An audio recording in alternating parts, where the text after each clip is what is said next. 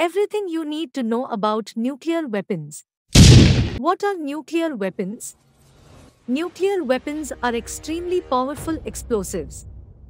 The bombs get explosive by either splitting atoms or joining the tiny particles present in the atoms together.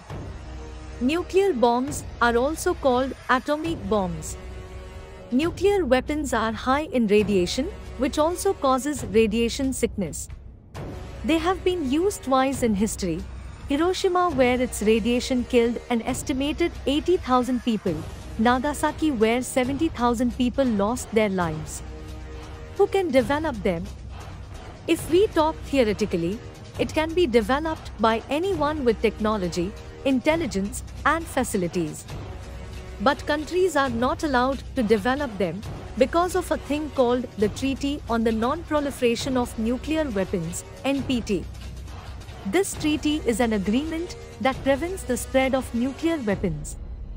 The US, Russia, the UK, China, and France are a part of this treaty because they developed and tested nuclear weapons before the treaty.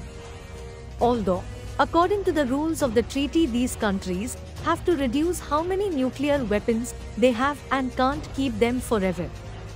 There are a total of 9 countries have nuclear weapons. How many nuclear weapons do these countries have? Russia 6,375 nuclear warheads. The United States 5,800 nuclear warheads.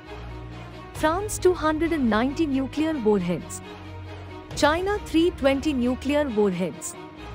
United Kingdom 215 nuclear warheads. Pakistan 160 nuclear warheads. India 135 nuclear warheads. Israel 90 nuclear warheads. North Korea 30 to 40 nuclear warheads. Russia and the United States possess roughly 90% of the world's nuclear weapons, with over 5,500 weapons each.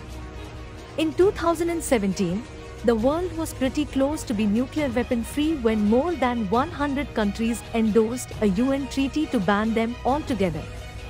This couldn't be achieved because UK, US, France and Russia boycotted the treaty. UK, US and Russia have compressed their weapons and won't produce more in future. Although China, Pakistan and North Korea aims to produce more, according to Federation of American Scientists. However, the US, UK and Russia have reduced their stockpile, but they are getting their existing weapons upgraded.